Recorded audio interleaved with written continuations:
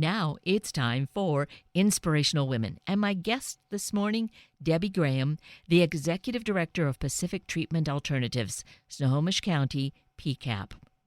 Debbie brings us stories and important insights to the very positive things that are going on with women who find themselves in a challenging cycle of domestic abuse, substance addiction, possibly homelessness, quite often with kiddos.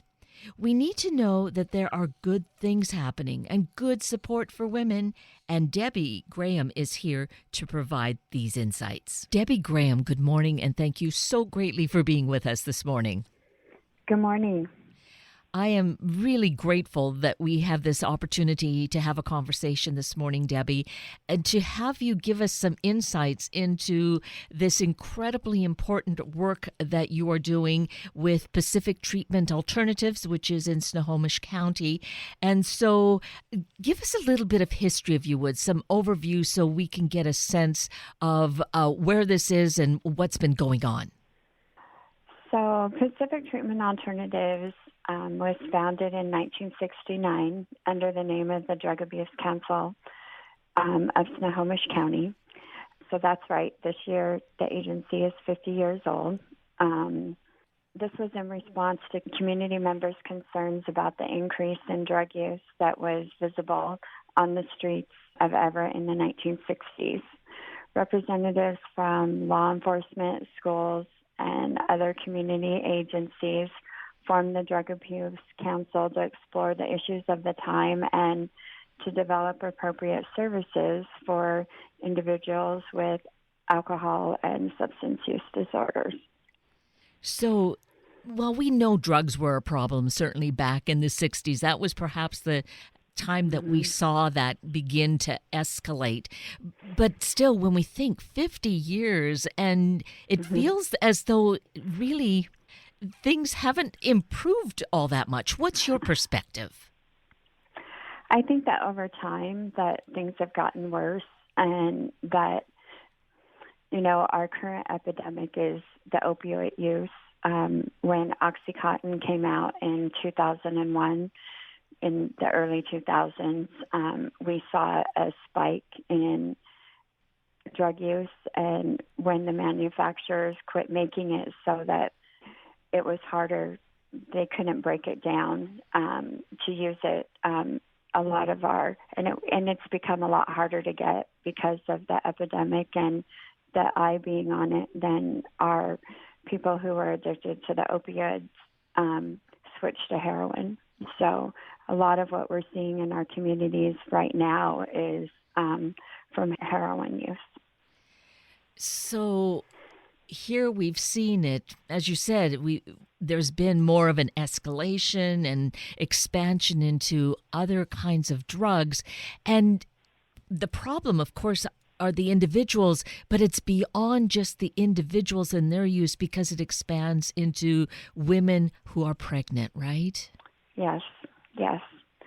So our agency, Snohomish County Parent-Child Assistance Program, works with pregnant and parenting moms who have a history of substance use or alcohol use during their pregnancy. In order to qualify for the program, they have to have a child, be pregnant, or have a child under 2 years of age. We've been in Snohomish County since 2001. In 2001, Pacific Treatment Alternatives was awarded a grant for the Safe Babies, Safe Moms program. The program provides intensive case management for women pregnant or parenting a child under 2 years of age that have a history of alcohol or substance use. We work collaboratively with treatment centers in the area, such as Catholic Community Services or Evergreen Recovery Center has a 6-month inpatient pregnant parenting women's program. We help them obtain chemical dependency treatment, housing, family planning skills, behavioral health counseling, make sure they get their prenatal care.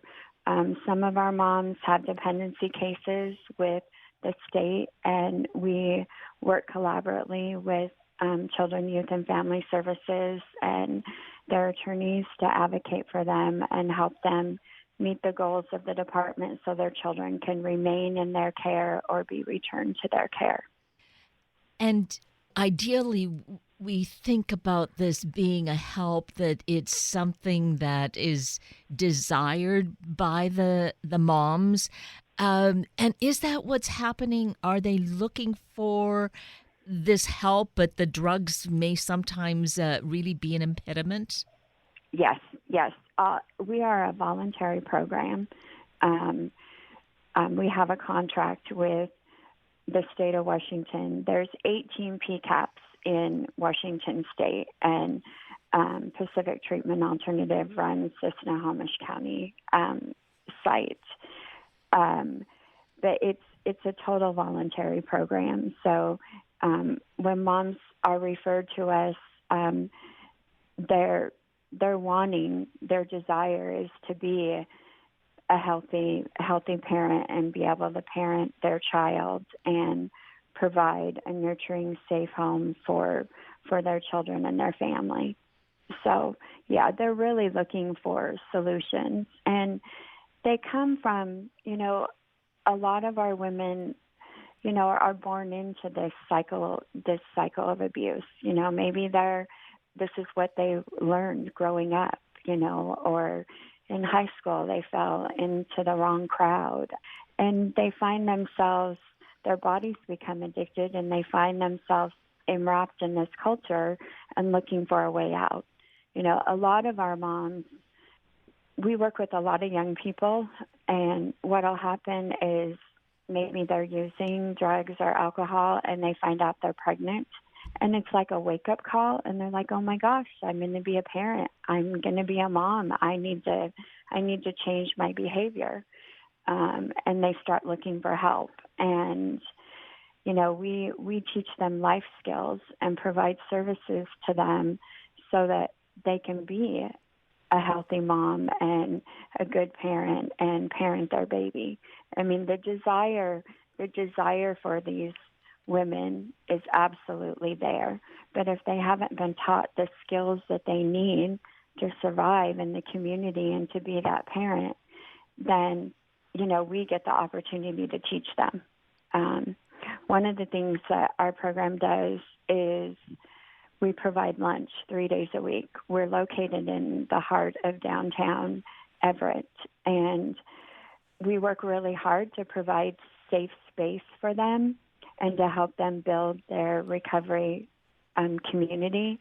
So we talk with them, and if they're having a bad day, we want them to come into the office and come in and have lunch. And if their particular case manager isn't available, somebody else will be available. We provide lunch 3 days a week, and we do groups. We have an interactive parenting group, a women's recovery group, and a healthy relationships group. And we provide childcare during the groups so that their child can be right there with them in the room next door with a paid child care provider while they get the education and the support that they need. And so do those particular types of groups happen just on the lunch days, or are these going on daily?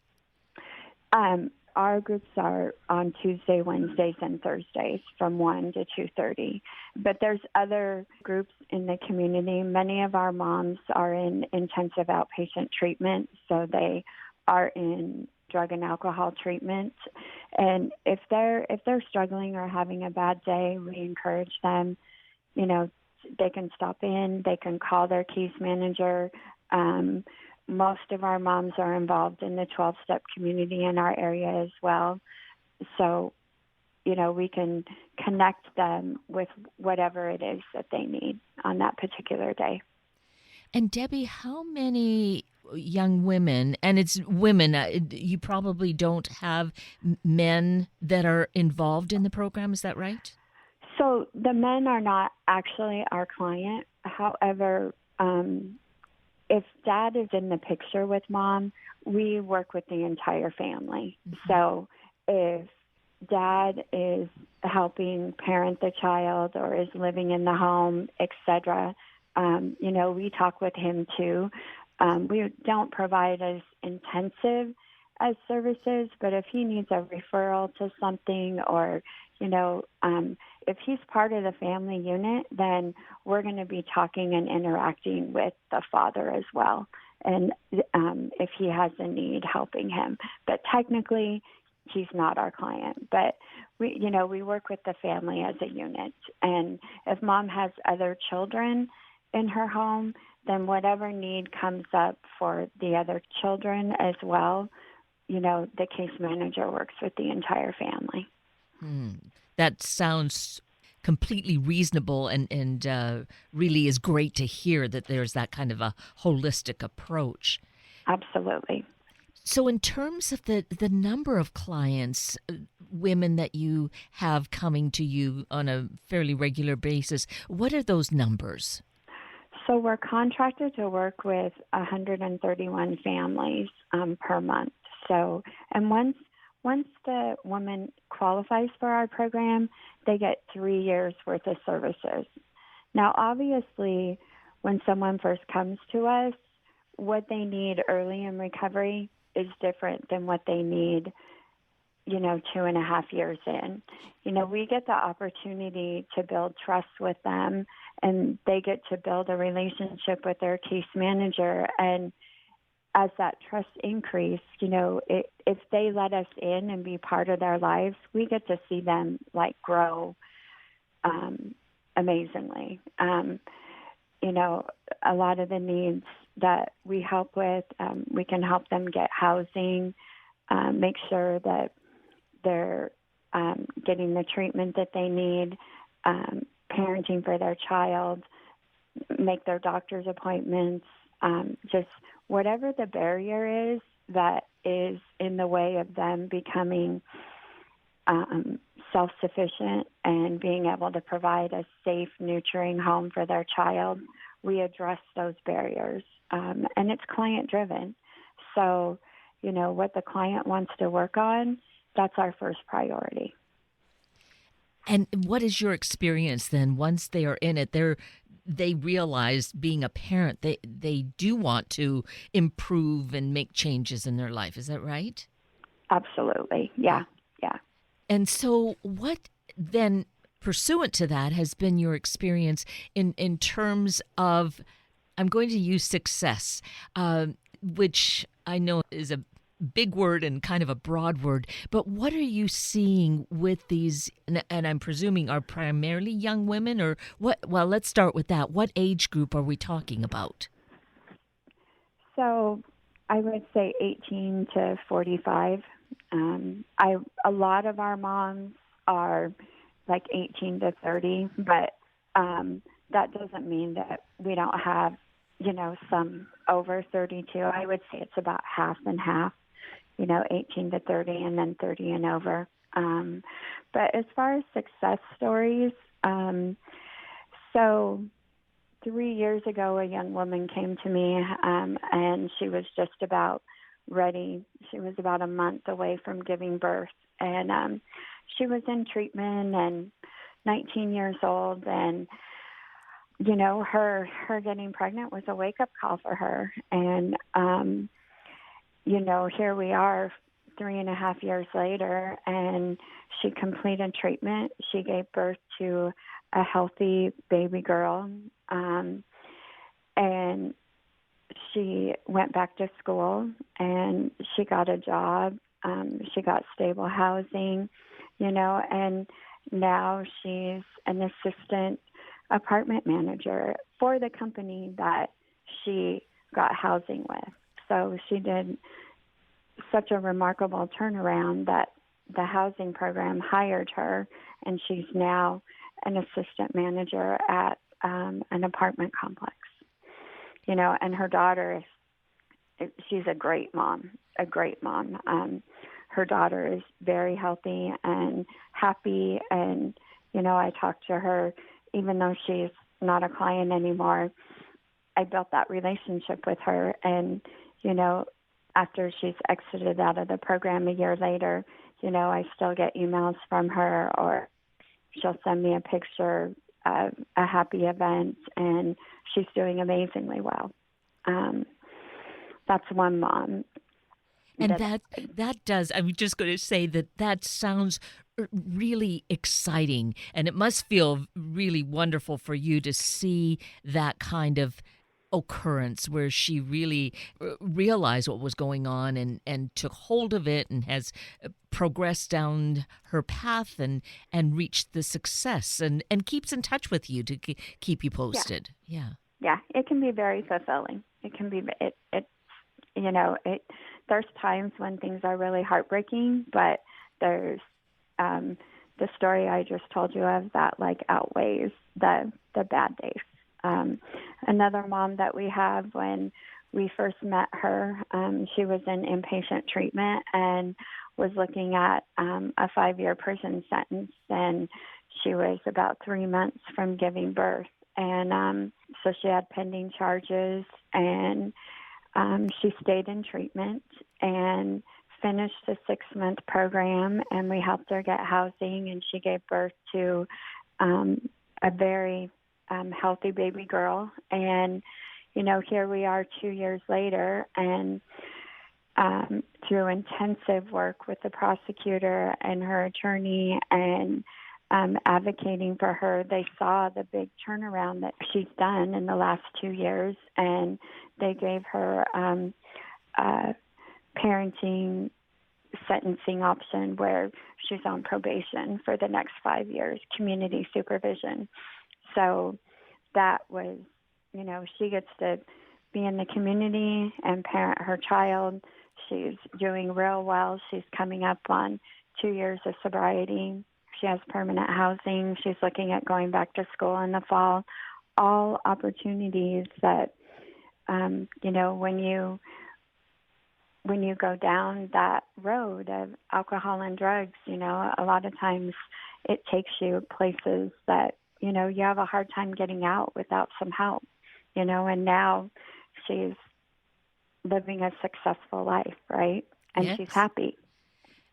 And the thing that's also really important is that it feels like a really important story where, people listened and they worked with her and she was cooperating so that she's there to take care of her child rather than the child being taken away, being put into foster care. And then there's a whole kind of spiral that can possibly go on. Here it's keeping that family intact.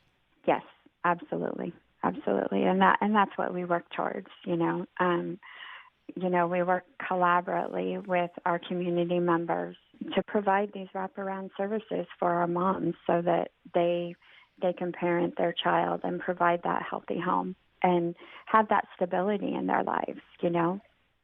When you're out using on the street, or your life is all around drugs and alcohol, the people that you end up surrounding yourself with, it can be really hard to break that cycle and to get out of it. So, being able to build community and have a program where you can go and where you can get the support you need. And, sometimes our moms don't have family to fall back on, for whatever reason, Mm-hmm. So we can help them build that community support so that they can live a normal life.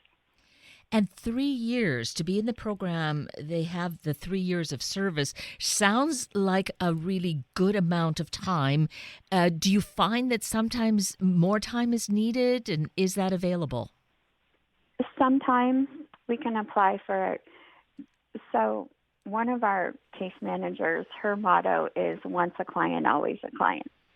So what I can tell you is that even if a client graduates our program and, moves on, if they come to us 6 months later and they're like, oh my gosh, this happened, can you help me? We're going to connect them to the right service, or we're going to help them, because you build a relationship with them over 3 years, right? Yes. So we're going to do what we can to support them or point them in the right direction. And as alumni, they are always welcome to stop in for lunch, to come to a group. Some of our clients that have completed our program mentor other women that just start in. And we can apply, it's on a case-by-case basis, but we can apply for a 6-month extension with the state so that if there's a big event coming up or something going on where mom is going to really need those intensive services and need support, maybe a child is going to be returned to her care or something where she's going to need that support, then we would apply for an extension. And we can apply for a 6-month extension. But we're never going to turn anyone away either. That's just not who we are as an agency. And now, how are you funded as an agency? So we have a contract with the state of Washington to provide services to 131 families. One of our goals, the biggest need in Snohomish County for our families is housing. Housing is just a huge issue. We have a lot of moms that are living in temporary housing or a shelter, and sometimes when they come to us, they're literally homeless, staying in their car or in a tent.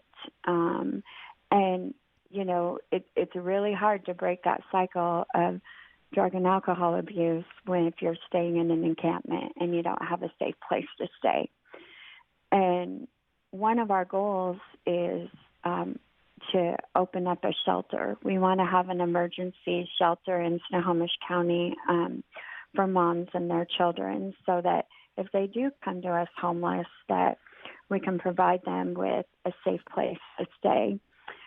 Recently, we received a grant from United Way, the Basic Needs Grant that is going to help us open up a shelter. And we also got a $75,000 grant from United Way over the course of the next 18 months. And Tayla Tribes is supporting us. They gave us a $10,000 grant. And we're trying to raise enough money to open up this shelter. The money that we get from the state pays for a staff of 12. We have 8 case managers, an office manager, a clinical supervisor, and some part-time staff that help with child care and a program assistant.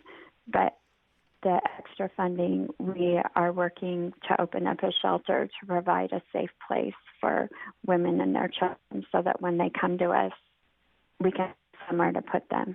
So, for them to stay while we work on getting them a more permanent housing solution, or if they're headed for inpatient treatment until they get a bed at inpatient, whatever the need is. And so to support this, I understand, or enhance the funding, you have a great concert coming up, right? Yes, we do. I'm very excited. We're going to have a fundraiser.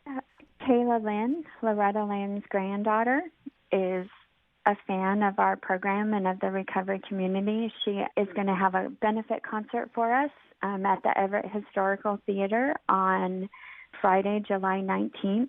The benefit begins at 7 p.m. The doors open at 6. It'll include a live poetry performance by Jody Knowles, a slam poet. Tayla will perform all of her hit songs and her grandmother's songs. We'll have a special presentation from a former client who went back to college and got her degree and who is now a case manager for PCAP. And the goal is to raise enough money to plan and complete our emergency housing program that can serve up to 42 women and their children annually. Wow. So, yeah, we're very excited about it. And if you want to learn more about our program and the services we provide or how you can help, we do have a website, www.pcap.org. PACTRT.org.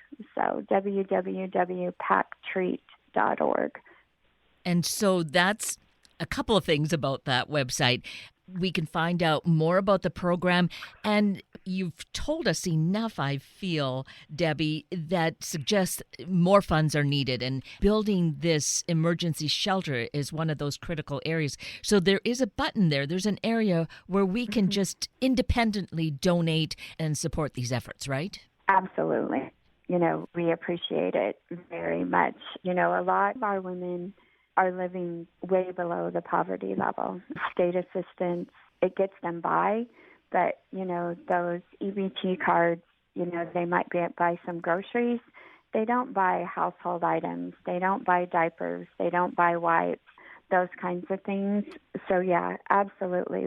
And we do get a lot of donations, and, our case managers, they're really great about using our local resources and finding things for free through Buy Nothing and the community. But yes, there's other ways you can help and donate if you can't attend the event. But we are very excited to have the event and kind of have a showcase of the work that we do. And one of the things that'll be on the display there is Blankets by Linus of Snohomish County.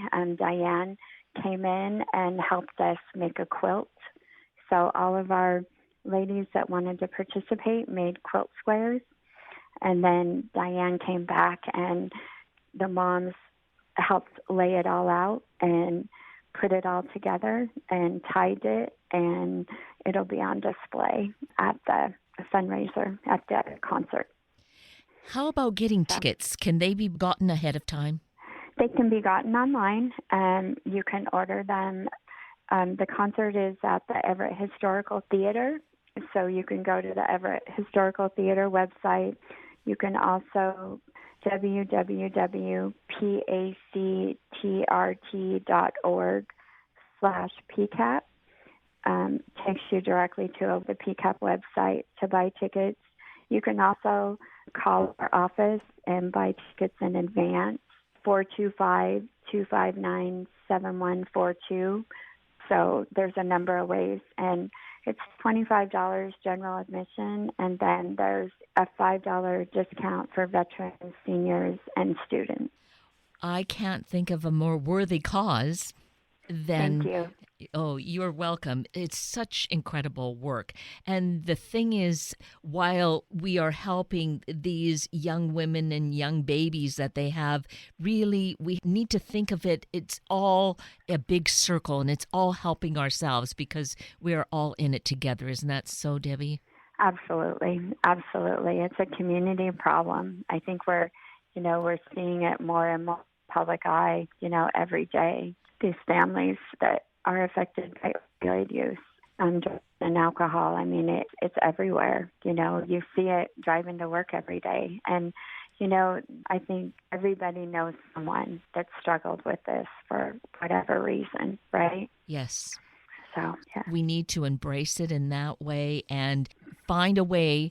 This concert is such a great way, and if we can't go to the concert, then certainly find that donate button on the website and be part of the solution, right?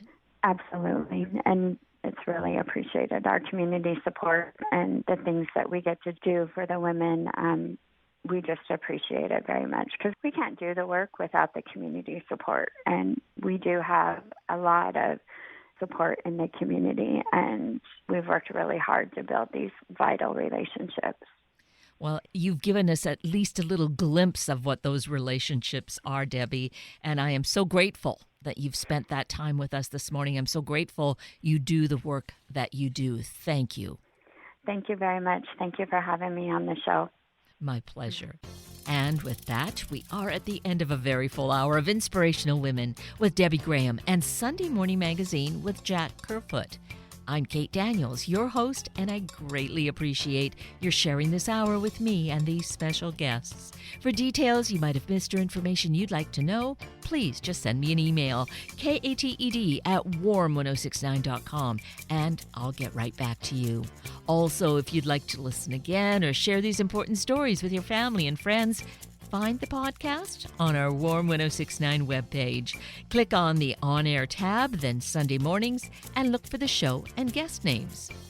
I now wish you and your family a day of feeling positive about life and knowing we need to be active in taking positive steps. Have a week of the same, and then please plan to join me again next weekend for another hour of Sunday Morning Magazine and Inspirational Women on Warm 106.9. Good morning.